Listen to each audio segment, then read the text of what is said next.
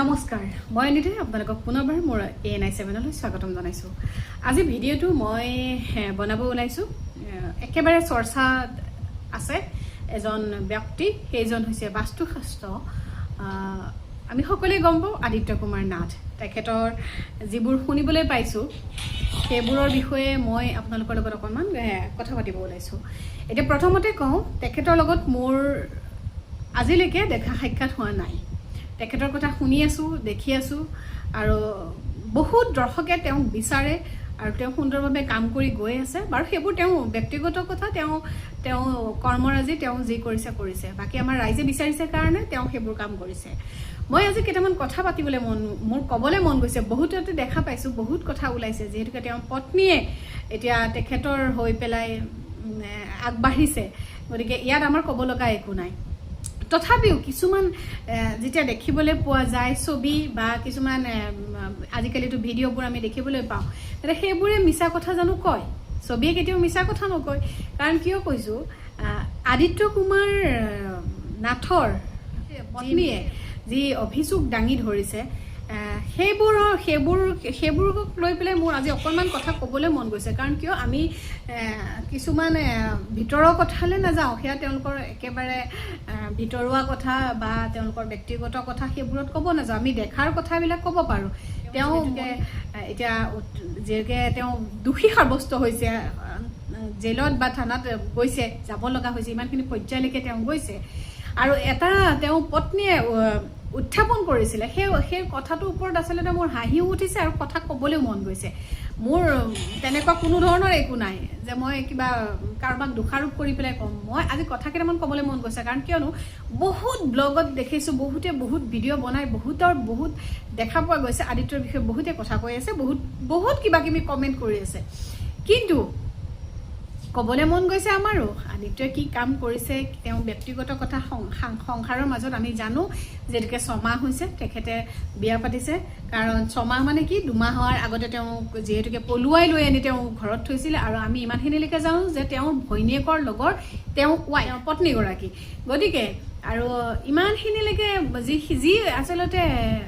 উত্থাপন কৰিছে পত্নীগৰাকীয়ে যিবোৰ কথা কৈছে সেইবোৰৰ ওপৰত ভিত্তি কৰি মোৰ আজি এটা কথা ক'বলৈ মন গৈছে। আপোনালোকে যদি চাইছে নিশ্চয় সকলোৱে পাইছে বা যদি চাই পাব আদিত্য কুমাৰ নাথৰ ফেচবুক পেজত এটা ভিডিঅ' মই পাইছোঁ। সেইকাৰণে মই আজি আপোনালোকৰ আগত কথাখিনি ক'ব ওলাইছোঁ। কাৰণ কিয় ভিডিঅ'টো চাই লওক আপোনালোকে তাৰপিছত আপোনালোকে গম পাব আৰু আপোনালোকে চাব পাৰিব। আপোনালোকে চাৰ্চ কৰি চালে গম পাব আদিত্য কুমাৰ নাথৰ ফেচবুক পেজত তেওঁ এটা ভিডিঅ' শ্বেয়াৰ কৰিছে 11 জুলাই আৰু কেইদিন হ'ল তাৰ পিছৰ পৰা এই কেইদিনৰ ভিতৰত যিহেতুকে এতিয়া এই পত্নীয়ে উত্থাপন কৰিছে কথাখিনি। তেওঁ কৈছিল যে মই 6 মাহ ধৰি কাৰাগাৰত থকাৰ দৰে জেলত সোমাই থকা নিচিনাকৈ আছিলোঁ আৰু মই বহুত কষ্ট পাইছোঁ 6 মাহত যদি এগৰাকী পত্নীয়ে কষ্ট পায়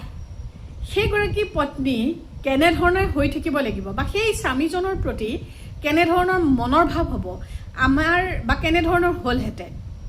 মই সেই কথাটোৰ ওপৰত ভিত্তি কৰি পেলাই আপোনালোকৰ আগত কথাখিনি ক'ব ওলাইছোঁ। এতিয়া মই দেখুৱাব খুজিছোঁ এইটো আপোনালোকক চাওক। প্ৰথমতে চাওক এইটো আদিত্য কুমাৰ নাথৰ ফেচবুক পেজ ফেচবুকত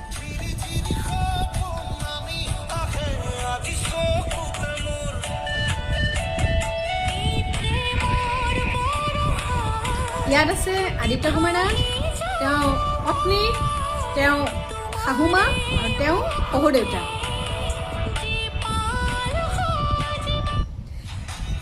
মই আপোনালোকক এই ভিডিঅ'টো দেখুৱাই দিছোঁ। এই ভিডিঅ'টোৰ ওপৰত ভিত্তি কৰি মই দুটামান কথা ক'ব খুজিছোঁ। তেওঁ কৈছে যে থেংক ইউ মাই ফেমিলি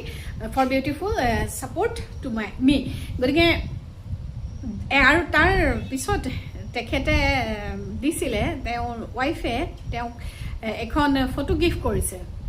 আপোনালোকে চাব পাৰিব। আপোনালোকে সেই পেজত যদি যায় মই আপোনালোকক কিয় কৈছোঁ ছবিয়ে মিছা কথা নকয় হয়নে নহয়। গতিকে এয়া মই আপোনালোকক দেখুৱাই দিলোঁ। তেওঁলোকে আদিত্যৰ বাৰ্থডে চেলিব্ৰেশ্যন কৰিছে। এই ফটোখন আপোনালোকে চাওক। এই ফটোখন চাওক 11 জুলাইৰ ফটো আৰু সেই আদিত্য আৰু সেই আদিত্যৰ পত্নী দেখিছে। মই আপোনালোকক দেখুৱাই দিবলৈ চেষ্টা কৰিছোঁ। আপোনালোকে নিশ্চয় চাৰ্চ কৰি চালে পাবই বাৰু মই নকওঁ। এইটোৰ ওপৰত ভিত্তি কৰি এইকাৰণে কথাখিনি ক'ব ওলাইছোঁ এগৰাকী মহিলাই যদি 6 মাহ জেলত থাকিল জেলত থকাৰ দৰে কাৰাগাৰত বন্দী হৈ থকাৰ দৰে আছে তেওঁক আদিত্যৰ শাহুমায়ে কথাখিনি উত্থাপন কৰিছে যে মোৰ ছোৱালীক নি জেলত ৰখাৰ দৰে ৰাখিছে যদি জেলত ৰখাৰ দৰে ৰাখিছিলে সেই 11 জুলাইত সেই বাৰ্থডে চেলিব্ৰেশ্যন তেনেধৰণে কিয় কৰিছিল নে মানুহক দেখুৱাবলৈ 11 জুলাইৰ পৰা সেইটো কৰি তাৰ পিছতে পিছ মুহূৰ্ততে কি কৰিছে তেওঁলোকে আকৌ কেইদিনমানৰ পিছতে এনেধৰণৰ ঘটনাবোৰ ঘটিছে বা এনেধৰণৰ কথাবোৰ উত্থাপন কৰিছে গতিকে এতিয়া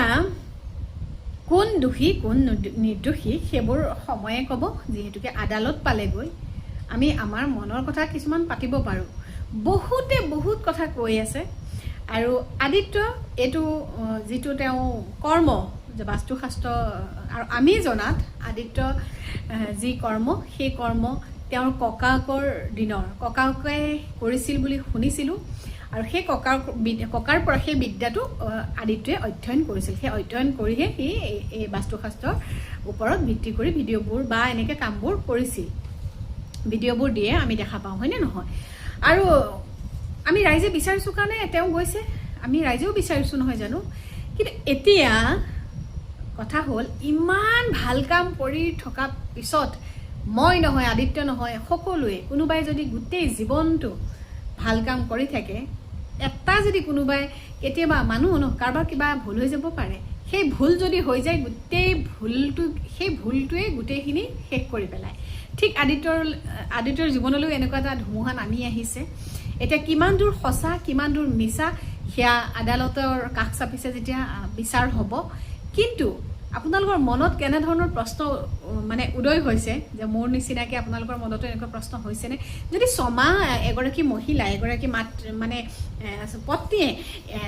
জেলত থকাৰ দৰে থাকিও এনেকৈ স্বামীৰ লগত কাম কৰি অভিনয় কৰি থাকিব পাৰেনে প্ৰশ্ন হৈছেনে বাৰু মোৰ কিন্তু প্ৰশ্ন হৈছে সেইকাৰণে মই আজি আদিত্য কুমাৰৰ বিষয়ে ক'বলৈ ওলালোঁ কাৰণ কিয় কাৰো ব্যক্তিগত কথাত আমি মাত নামাতোঁ কিন্তু যিবোৰ দেখিছোঁ সেইবোৰ হাঁহি উঠা কথাও কাৰণ কিয় ছমাহ যদি তেওঁক শাস্তি দিছে ছমাহ যদি তেওঁ ভুগিয়ে আছে জেলত থকাৰ দৰে তেতিয়াহ'লে 11 জুলাইৰ পৰা আৰু 4-6 দিনৰ পিছত এনেধৰণৰ মন্তব্যবোৰ তেওঁলোকে দাঙি ধৰিছে সেই 6 মাহ তেওঁ কিয় সহ্য কৰিলে সেই 6 মাহত তেওঁ সেই অভিনয়বোৰ কি আছিল সেইবোৰ মানে কি আছিলে 11 জুলাইত যে তেওঁ বাৰ্থডে চেলিব্ৰেশ্যন কৰিলে ইমান ধুনীয়াকৈ উইচ কৰিছে যে আদিত্যক উইচ কৰিছে আদিত্যও ইমান ধুনীয়াকৈ তেওঁ ফেমিলিক ছাপোৰ্ট কৰিছে আৰু সঁচা তেওঁলোক দুজনৰ মাজত থাকিব কিন্তু সেই শহুৰেকৰ তাৰমানে সেই আদিত্যৰ ভনীয়েকৰ লগতে পঢ়া তেওঁ বোৱাৰী যিহেতুকে তেওঁ নিজৰ জীয়ৰী বুলিওতো ভাবিব পাৰে আমি যদি পজিটিভলি চাওঁ এতিয়া যদি ইমানখিনিলৈকে গৈছিল কিয় ইমান দিন সহ্য কৰি থাকিলে আৰু কিয় এনেধৰণৰ ভিডিঅ' বনাই ফেচবুকত আপলোড দিব লগা হৈছিল আদিত্যই আৰু আদিত্যৰ মুখত আপোনালোকে চাওক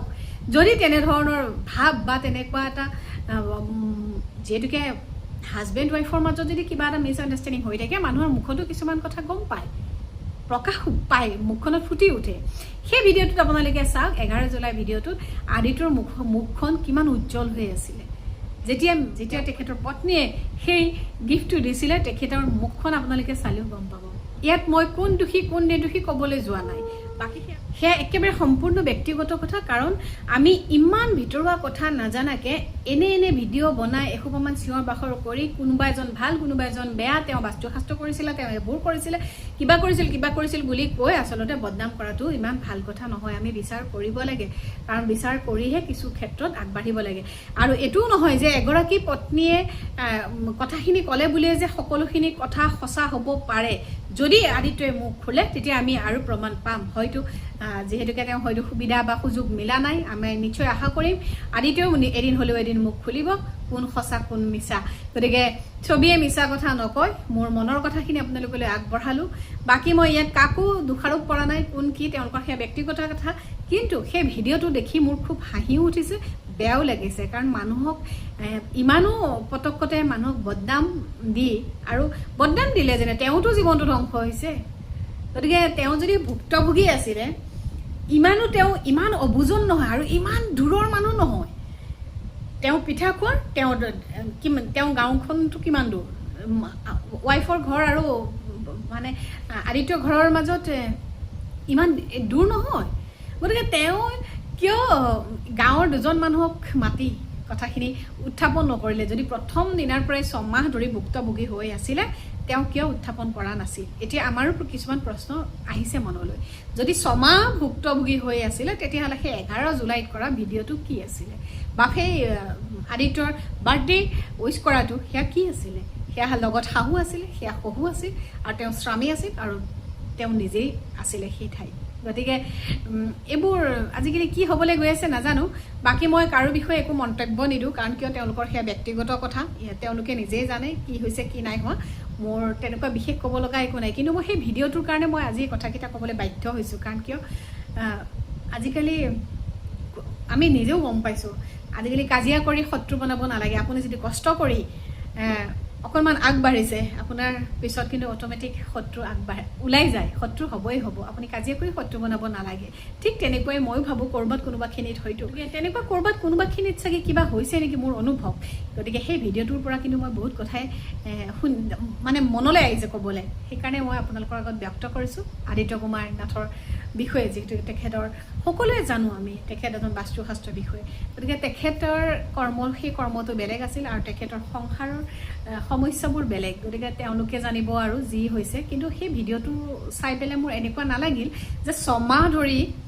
তেওঁ ভুক্তভোগী এগৰাকী নাৰী মহিলা বুলি গতিকে বাকী ৰাইজে বিচাৰ কৰিব যি কৰে ৰাইজলৈ বুলি এৰিছোঁ মোৰ মনৰ কথাখিনি আপোনালোকৰ মাজত ব্যক্ত কৰিলোঁ বহুত বহুত ধন্যবাদ